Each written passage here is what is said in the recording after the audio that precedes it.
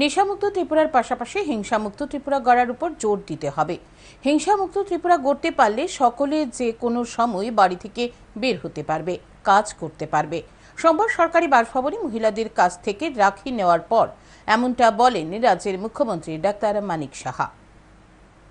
সোমবার রাজ্যের মুখ্যমন্ত্রী ডাক্তার মানিক সাহার সরকারি বাসভবনে পালন করা হয় রাখি বন্ধন উৎসব। এই দিন বোনরা মুখ্যমন্ত্রী ডাক্তার মানিক সাহাকে রাখি পরিয়ে দিয়ে মঙ্গল কামনা করেন।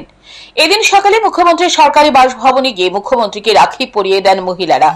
এই দিন মুখ্যমন্ত্রীকে রাখি পরিয়ে দেন মহিলা মোর্চার কার্যকর্তা সহ সকল অংশের মহিলারা।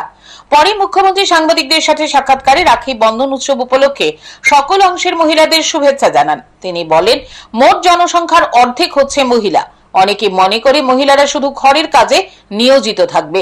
বর্তমানে মহিলারা পুরুষদের সাথে টেক্কা দিয়ে কাজ করছে, কিন্তু বর্তমানে চারদিকে যেই অবস্থা, সেই জায়গায় দাঁড়িয়ে মহিলাদের নিরাপত্তার বিষয়টাকে নিয়েও চিন্তা করতে হবে।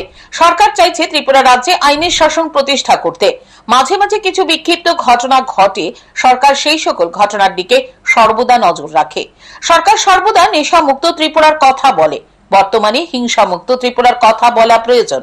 হিংসামুক্ত ত্রিপুরা গড়ার উপর জোর দিতে হবে। হিংসামুক্ত ত্রিপুরা গড়তে পারলে সকলে যে কোনো সময় বাড়ি থেকে বের হতে পারবে, কাজ করতে পারবে।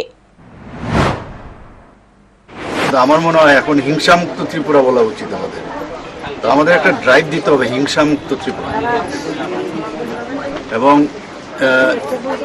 এটা যদি হয় তাহলে রাত্রি বেলাই হোক, দিনের বেলাই হোক, সকালবেলা যখনই হোক, সবাই যেন নিশ্চিন্ত মনে মানুষ কাজ করতে পারে, নিশ্চিন্ত মনে সব জায়গায় যেতে পারে।